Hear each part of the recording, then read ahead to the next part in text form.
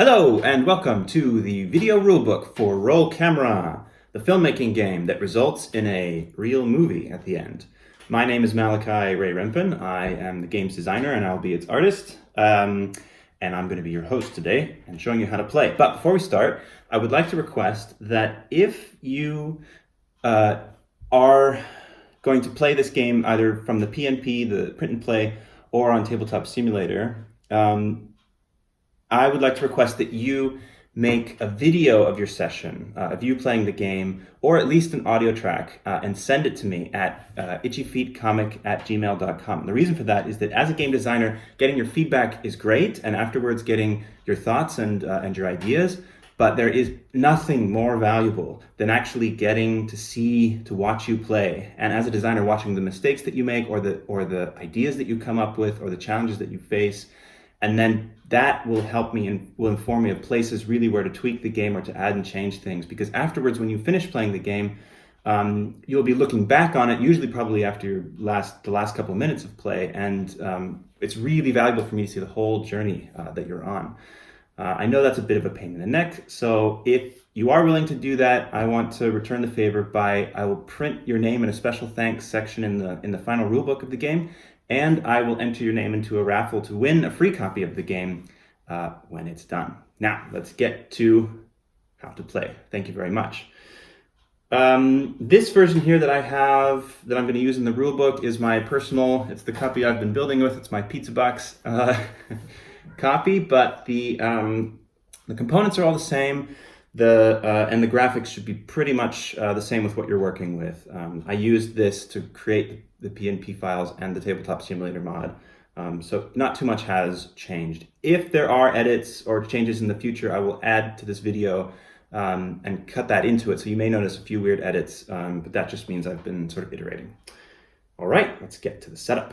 All right, here are the basic components of the game. The backstory is that you and if you're playing with someone else, it's a 1 to 2 player game. So if it's either you by yourself or with one other person, are producers in a failing film production company, and you have one last shot at making a film that can either make you some money or win you some awards and get your company back on its feet. If you fail and if you are over budget or over schedule, then you're done for in this business. You'll never work in this town again.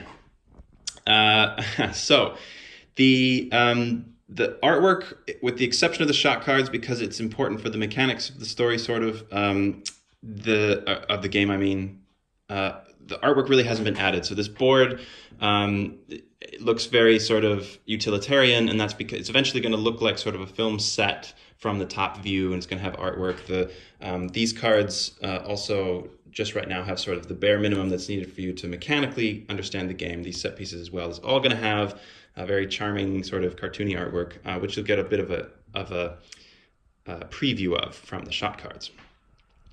These are the basic components you should have. You should have the game board. You should have the 6 crew dice. You should have 8 set piece tiles, a deck of shot cards with a black and white storyboard side and a finished color side, idea cards, and problem cards. There are 8 of these. There are 30 of these, 33, I believe, of these, and 35, or maybe 34 or 35. Also, these 3 tokens you'll have in the Tabletop Simulator version, but if you're doing the print and play, I didn't obviously include these. You'll just have to find your own markers. It's not really important what they are. They're just roughly this size, and you just need 3 of them. 1 for the schedule track, 1 for the budget track, and 1 for the quality track. To set up the game, you're going to want to shuffle the shot cards and put them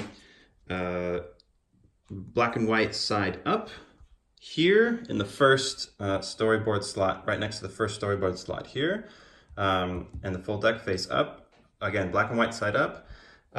The idea deck you're going to shuffle and just sort of put next to you here on the table. The problem deck you're also going to shuffle up, and you're going to put that up here at the top of the board where it's marked problem Q, above here. The whatever marker you're using for the schedule, you're going to put here on the first, on the leftmost schedule slot on the schedule tracker. The budget one you're going to also put right here next to it on the budget tracker, and the quality one you're going to put here in the middle of the quality tracker. So basically the way it works is that budget and schedule will go down throughout the game, and quality will go one of the two ways, and that you're going to decide. These are the set pieces. You're going to flip them over. Yours should have a side that says token or set piece / token, and that's because the back sides of the set pieces can be used as tokens in the game when that comes up. These you can just put into a random pile, pull one out at random, and put it in the middle or anywhere really on the deck that you want. From the storyboard, you're going to pull 3 shots to fill the storyboard here. 1, 2, 3, and these are the 3 basically available storyboard shots to you in the actual game.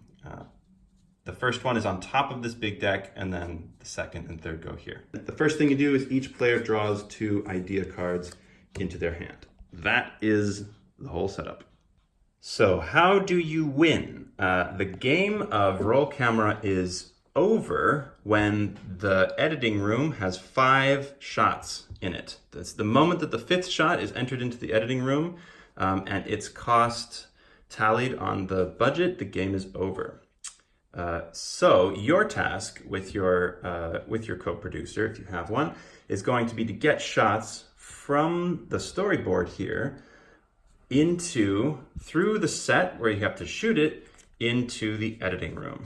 And so as you can see, the shots have a colored side on the back, which represents that they've been completed. And once you have 5 of these, the game is over. If, however, at any point in the game, the schedule and budget or budget markers go onto this X point, because as the game goes on, the schedule is going to go down. You're going to run out of time. You're going to run out of money as you spend things going on. And if you get at any point here or here, you lose the game. So your goal is to, if here it's in this area, which is slightly over budget, over schedule, it's okay. There's some consequences. We'll get into that later.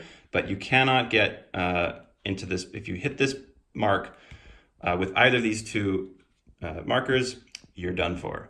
Also, if at the end, once you've got the 5 shots, even if you're still on time and on schedule, if your film doesn't get out of this red zone in terms of quality, you also lose. The basic idea with quality is that your film can either aspire to be a blockbuster or it can aspire to be an award winner. You can't have it both ways. This is Hollywood, obviously. It can either be good or it can make money. But if it doesn't make money and it's not good, then it's going to stick within this mediocre range, and you're going to end up with a crap movie that's not going to get you what you need for your production company to get past. So you got to get out of this red zone with the quality of the film, and you have to stay out of these 2 red X's there. So there are 6 main areas of the game board. There's the storyboard here, which has these 3 slots. There's the problem queue here, which has the deck. It also has 3 slots and includes this area for problems that have been resolved. We'll get over to that. There's the set, which is this grid here in the middle, and this is where the actual shooting will happen. There are the offices, which are these 6 sort of regions of the main game board, which is these different worker placement actions you can take. Then there are the quality and budget and schedule trackers, which production trackers, which we just talked about. And finally, there's the editing room. It's a dice worker placement game, which means that these 6 fellas here are your crew, and they're going to help you make your film. So there's 6 dice, each with these 6 faces. There's camera, lights, actors, microphone or sound, art or production design, sets, prop sets, that sort of thing, and visual effects. So basically on your turn, you take the dice, you roll them, you see what you got, and then you place your crew on one of 3 possible areas of the board in order to take actions and do things. The first place is the set, this grid in the middle, where you'll be placing the crew in the patterns required by the shots. You'll notice that each of the shots has each of the same crew symbols on it, and you put them in a certain arrangement in order to shoot the shot. More on that later. The second possible place you can put your dice is on one of these 6 action spaces on the board. I call them these offices. Eventually, I suppose this will look like little production offices, top-down view. So there's 6 of them. And the third possible place is to resolve problems. So as you can see, problems have a dice requirement, and you can put your dice on there to resolve them. Let me go into a little bit more detail about each of these possible actions on set. So this one here, with one dice, with one of these, I can build one set piece for $2, and with a double, I can build a set piece for $3. To build a set piece, what you do is you basically take the pile of set pieces that are here, you shuffle them up, you draw 3, and then you draft the one that you want. You pick the one that you want. Let's say we want this one. Put it on the set wherever you like. Put these ones back into the pile, the ones you didn't choose, and then you reflect the change in the budget. So if I put a double here, let's say that cost me 3. That's 1, 2, 3. Moving set pieces is a separate action. So buying and building one set piece just means I can put it here and I can place it wherever I want. But if I want to move existing set pieces or the one that I've just built, I need to take a different action for that. So here you can move any number of set pieces. With this one, you can only move one set piece. Moving set pieces and placing set pieces, you can't place them off the board like this. They have to be within this box, and they normally can't overlap each other like this. You can overlap the blue space in the middle, so you can either choose to use this blue space as a place to place one of your workers, one of your crew, or you can cover it up if you decide you don't need that for the particular arrangement. With this action, with any one dice, so again, the question mark means any dice face can sit here and take this action. You can draw 1 idea card into your hand, or with a double, you can draw 3. Pretty simple. But to pitch ideas, this is how you actually play ideas from your hand. So you have to imagine that the ideas in your hand are basically ideas in your head. So the only way you can get ideas out of your head is to pitch them to your co-producer, having a meeting or a brainstorming session. And you do that by taking this action here. When that happens, each player pitches one card, places one card in front of them, and then the active player chooses one of the 2 to play. More on how ideas work later. This action allows you to rearrange the edit in the editing room. So normally when you put a shot into the editing room, you can place it into any slot that you want, any of these 5, as long as they're empty and available, but you can't move it after that point unless you use the rearrange edit action. So you can either use a VFX crew or an actor to move one shot into another empty slot, or you can use a double to swap 2 existing shots that are in the edit already. This action is a bit of dice mitigation. If you don't like the roll that you got, you can change dice to any other face. This only applies to dice that haven't already been used. So if you're planting dice for a shot, or if you've already used dice on an action, it doesn't apply to them. Only the ones that you've rolled and not yet used. So in order to take it, you put a dice here, and then you can change with just one of any face. You can change any other dice. This one, for example, to any face. But you have to draw a problem. With a double, you can change up to 3 dice. No problem drawing required. The turn is basically very simple. On your turn, the first thing you do is you roll your dice. You see what you have. You place the ones you want to, as I said, either on the set or on one of these actions, or to solve a problem. And then that's the end of the first part of your turn. The second part of your turn is, if you can, then you shoot. We'll get into shooting in a second, but basically the important thing you have to know is that once you have shot, you cannot place these guys anymore, the crew. So you have to first choose where your crew is going to go, choose the action that you're going to take, and then if you can, you can't always, if you can, then you shoot. And after that point, any of these that are unused that you haven't assigned too bad. They go to the next player, and that's the end of your turn. The third thing you do on your turn, always, always, always at the end of your turn, is move the schedule. So the schedule marks how many turns have passed. That's always the last thing that you do. That marks the end of your turn. When you're done, move the schedule, advance the schedule 1 space. So let's talk a little bit more about shooting. So here, let's say we want to get this one. We want to get this shot here.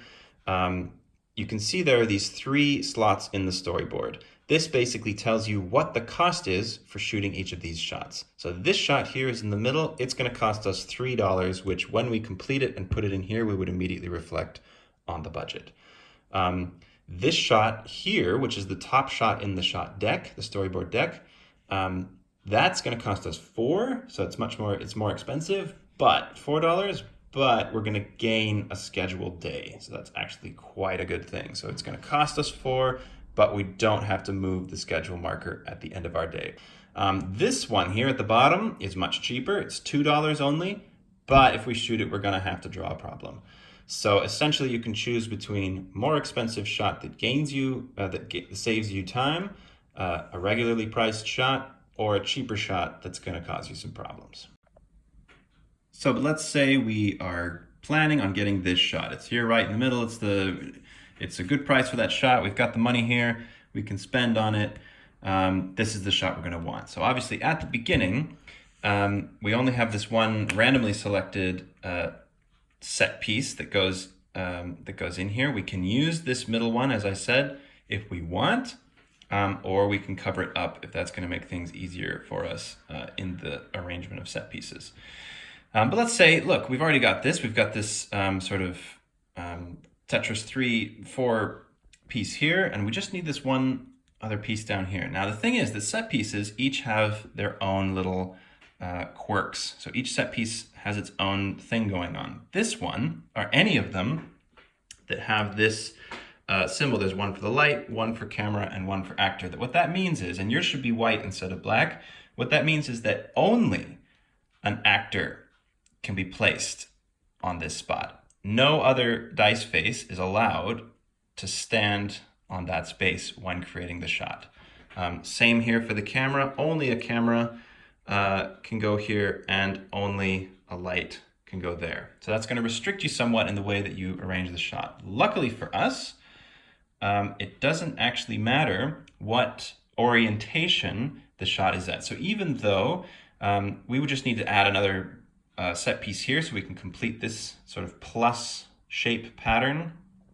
And even though the actor here is on the right side and here it's at the top, we can just imagine we would be shooting it this way. So that's fine. We would just need to get, we'd be able to place the actor here. One thing about this though is that yes, only the actor can be on the spot, but if I do put the actor there and I shoot with it, I save $1 on the shot. So if we manage to create the pattern here and shoot with the actor in this spot, this would actually only cost us $2. So that's actually a really nice savings. For the other set pieces, there are some other symbols. This here, remember I said before, you're not allowed normally on the set arrangement to overlap set pieces. You have to put them adjacent to each other. This little ear should be gray striped. That is the exception to the rule. So you're allowed to overlap set pieces on this spot, or overlap set pieces like that. These 3 here basically gain you an immediate quality bonus when you shoot with them. This little Oscar statue, I've now changed the symbol to like a wreath, which you can see here. But basically, this means that if you shoot with a crew member sitting on this spot, you would get an immediate additional point towards the award-winning, and on the quality tracker towards award winner. This movie ticket one means that, again, if you put a crew member on this spot during your shoot, you can move it 1 tick towards the blockbuster. And this one means you can move it 1 tick in either direction that you choose. So let's say we decide to buy this one using this action. We pay that price, let's say, and we're going to put it here. This way, we know we're going to put a crew dice here, one of the lights, because we're going to orient this shot in this way when we shoot it. And that way it's going to gain us 1 tick towards award winner, and we're going to save $1 by putting the actor on that spot. Now, let's say we roll the dice, and this is what we've gotten. We've got 1 actor, we got 2 lights, we got a camera, and we have 2 visual effects. So we can start putting this guy together. We have the 2 lights, we're going to put them there, 1, 2, because remember, we're going to orient it this way. So we're going to put the 2 lights there. We need the camera there in the middle. We're going to need the actor right on his actor-y space. And shame, we don't have another camera. We have these 2 visual effects. Well, the good news is visual effects is a wild face. This on set. So on set, a visual effects face can replace any of these dice faces in the shot setup. So we can put that there. That means that we're going to use a visual effect to make the camera move forward. So a visual effect face can substitute for any of the faces that are on the set. It cannot substitute for faces that are on, like this one, that are on actions or on problems if you need to resolve problems, only on set. But that's it, we've got our arrangement. We don't have to use this extra blue space. You just need enough to fill the setup diagram. So it's okay to have some blue spaces left over. We've got our shot, we can shoot it. So then you bring it over, you choose any of these slots for it to go into. Let's say, I don't know, let's choose number 3. You place it and then you flip it around. And here we see we're going to get at the end of the game 1 additional awards bonus. I'll go over that in a second. So basically we've done this. That cost us 3 minus the 1 because we had the actor on this spot. So that cost us 2, 1, 2. And we gained a bonus from having the light on the extra award space. We immediately gain 1 extra award bonus. Note that the award on the shot, the bonus, that comes at the end of the game. That's tallied up once all the shots have been finished in. I'll get into that in a second. And then we pull this shot down to fill this space in the storyboard. Now it costs 3 where previously it cost 4, and there's a new shot that's appeared, which we can shoot for 4. So as you can see, if you shoot the cheaper shots, you can cycle the shots down to fill that space so they can change their value as they go. And that's how you shoot. Now, let's imagine that you had rolled this instead. This is still, let's go back in time. This is still the shot we want to get. We wanted to get this shot. We have the set all set up here, looking good, but we roll this instead, and it's just not what we need. So we got 3 actors here. We only needed 1 from the shot. We need 2 lights and 2 camera, and we don't have those. We have 2 art directors, and we have 1 visual effect. So as we know, we can put the actor here, and we could put the visual effects here in any of to substitute any of the other dice faces, but that's pretty much all we can do. And you're allowed to do that. So what you can do is, if on my turn I want to then use these to take some actions on the board, maybe draw some ideas or pitch some ideas, or maybe I want to rearrange the edit. Either way, you can leave these 2 here on set for the next player's turn. And basically how it happened then is you'd basically be planting them there so that you can already start to build towards this shot, and then on the next player's turn, they would have fewer dice to work with, which is okay. You are allowed, if you're the player who, the previous player before you on the previous turn planted some dice here to get started on the shot diagram, you are allowed, if you want, if you're stuck, to pull one of these off, re-roll it, and reassign it somewhere else. And that may come up in the game. Otherwise, you can leave it there, and you can use your dice on your roll to complete the shot and then shoot on your turn. That way you can sort of, over the course of a couple of turns, build up some of the shots. So don't expect that on every turn you're going to be able to shoot, or that on or that even on every 2 turns. It's not going to always happen. There are lots of turns, there's only 5 shots, and there are lots of things that are going to get in your way and want to take your dice away from you. So the same is for problems. So a lot of the problems require two different crew, or sometimes 2 of the same, to resolve. And if you want, you can plant one of them here, and then if you don't have the light for this one, for example, you can say, okay, hey, on your next turn, if you roll a light, you can then solve this problem. The other thing is that you can only shoot 1 shot per turn. So even if you do manage to get all the crew here, you manage to shoot, you pull this guy over into the editing room, even if by coincidence, I don't think any of them are this way, but if they were, that this dice you have here is in the same pattern that you already need, you could just move this one here. You can't. So at the end of your turn, once you've shot and you've reflected the cost in the budget, the last thing you do, you pull all the dice off for the next player's turn, leave the set pieces where they are. And of course, don't forget at the end of your turn to advance the schedule tracker. Now you may notice here on the schedule tracker, there are these problems that pop up at these numbers, and here on the budgets tracker, there are these ideas that pop up at certain points. And basically what that means is once this marker hits that slot, you draw the number of problems up here that it asks you to draw. So as the schedule goes down, things get more tense, more problems arise. However, as the budget goes down, you can draw an additional idea. As money goes down, people become more creative in order to find ways to solve the various problems that come up. So here I would draw, if the budget went down here, let's say we shot a shot and it cost 3, and I would go 1, 2, 3. Because it passed this point, I would then draw 2 idea cards into my hand. And here, if at the end of my turn, I move the schedule here, I would draw an additional problem into the problem queue.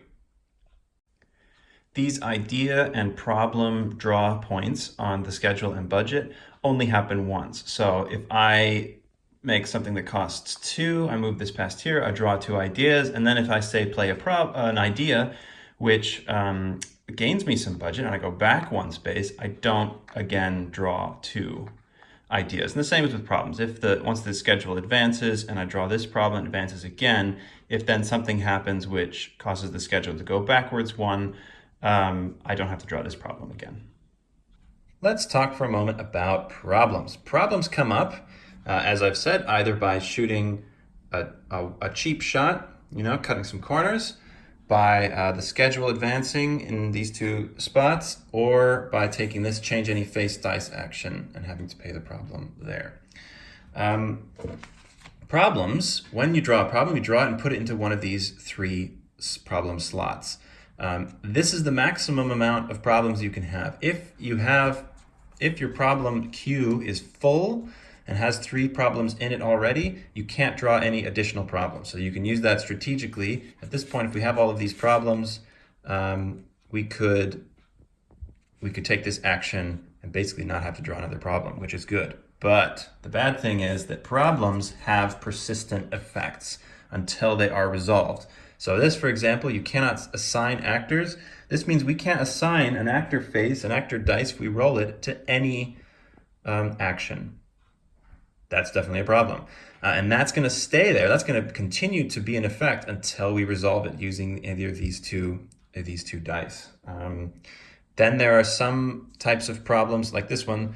At the end of this turn, return the most recently taken shot to the bottom of the shot deck. Ooh, that's a big problem because that means anytime we shoot a shot, at the end of the turn, we're just going to have to take it and put it back at the bottom of the shot deck. And that's going to basically be a huge waste of time and money. So we definitely want to resolve that problem. But it's going to stick around, and it's going to be at the end of every turn that's going to be in effect until we resolve it. Now, for those places where the problem comes up at the end of the turn, remember I said that moving the schedule marker is the end of your turn. If you were to move the schedule marker here, you had to draw a problem, and you drew this problem, that at the end of this turn, return the most recently shot. That's for the end of the next turn. The end of your turn is moving the schedule marker. You don't have to take this problem into effect until the start of the next person's turn. Once you resolve a problem, so let's say we took care of this one, boom. Screw you problem, you're done.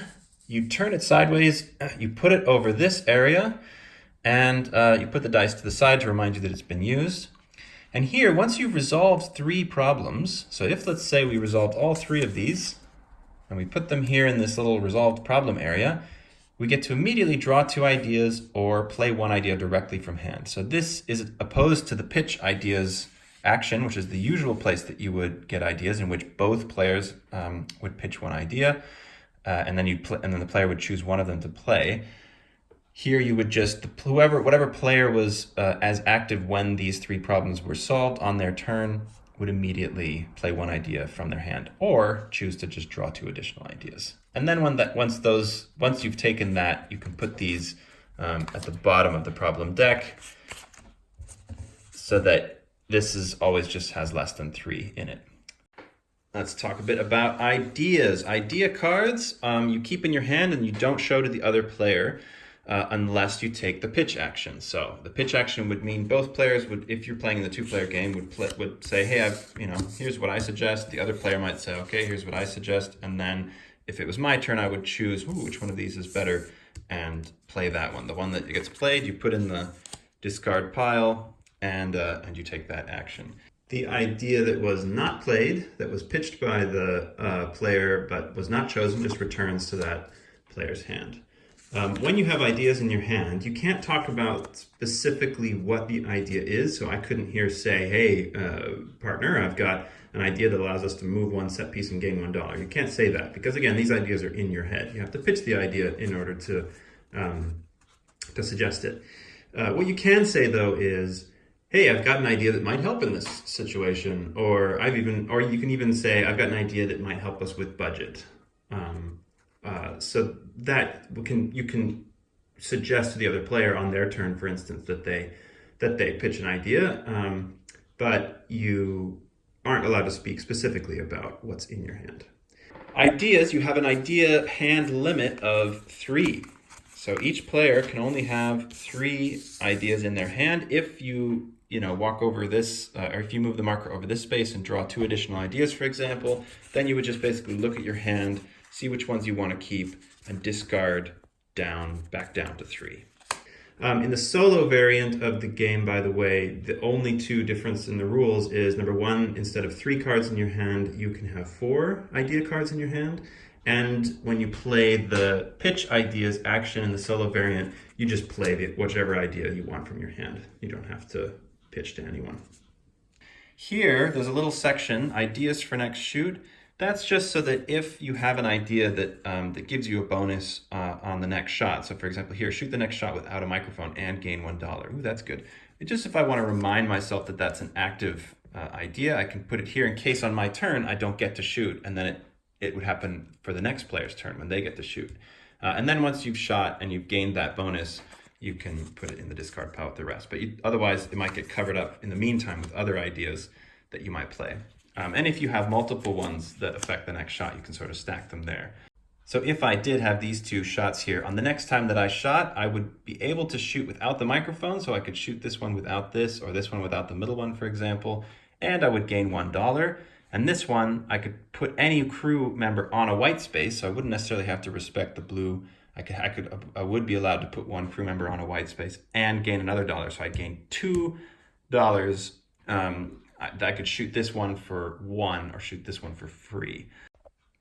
Both problems and ideas might have effects that contradict the rules that I'm telling you, and that's fine. When in doubt, problem cards supersede any rules that are in the rule book, and when in doubt, ideas supersede both problems and the rule book. All right, there's one last thing we need to talk about, and that is quality. So as you can see, these shots, most of them, not all of them, most of them have here on the storyboard side show you that they're going to have a quality effect at the end of at the end of the game. So as I mentioned at the end, once you have all 5 shots in, you then tally up, starting from the top, going all the way down, what these effects are.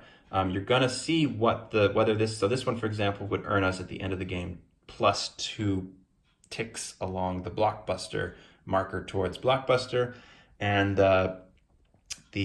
this symbol, the awards, would tick you towards the awards. Now, what you'll notice, as I said before, is you have to stay out. Your goal is to get out of this red zone. You start in here, and if you stay in here by the end of the game, if you don't manage to get out of this middling mediocre zone where it's not an award winner or a blockbuster, it's just a bomb, it's a critically panned, it's a dud, it's a forgotten movie that nobody's ever going to see or care about, you're going to lose the game. So if here, for example, we know we're going to get 2 award, we're going to get 2 more awards, so we know we're going to get at least 4, 1, 2, 3, 4 at the end of the game. Again, we don't move this until the very end of the game unless you get this action here, and there are some ideas and problems that affect this tracker before the end of the game. But these ones that are on the shot cards, we don't tally up till the end. If we were to shoot this shot and add it in here, then that's going to tick us 2 in the other direction. So we're going to have 4, 1, 2, 3, 4 minus 2, because it's going to go 2 pips back towards blockbuster. So this is why when you're choosing which shots you want to shoot, you have to be very careful about choosing ones that go in the direction that you need. You're not going to want to shoot this one if you're not going to be able to put it in a place where you want to start to get award winner. It's just that's basically minus points for you if you're trying to aim for an award winner. On the other hand, if you're trying to aim for a blockbuster, that's a super good one to choose. Now there's one more thing, which is that when the shots go into the shot room, you'll notice these little markers on the bottom right of the card. These are modifiers. So what they do, essentially, once we have all of the shots here in the editing room, you'll see they kind of create a little line on the right-hand side. These modifiers you won't see before you shoot them. So these shots, for example, here that don't have any award or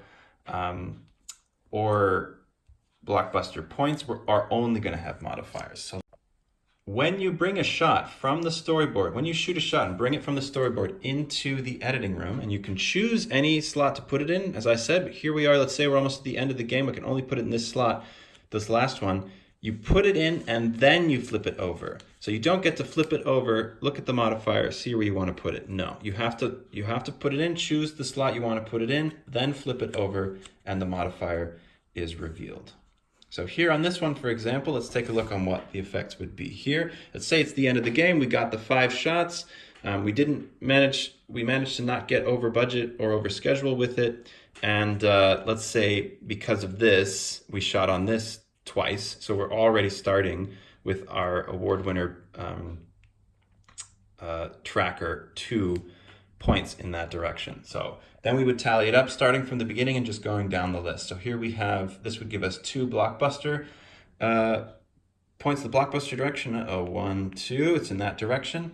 And then there's a modifier on this shot, +1 to the shot below it. That means this one, which would normally have 2 award, it's now 3. So now we go 3 back in the other direction. 1, 2, 3. And this shot gives +1 to this one. But this one doesn't have any award or blockbuster effect, so it has no effect. However, it has a modifier doubling the effect of the one below it. This means we get 6 blockbuster points, because look at that blockbuster punch. 1, 2, 3, 4, 5, 6 back in that direction. And that one doesn't have a modifier effect.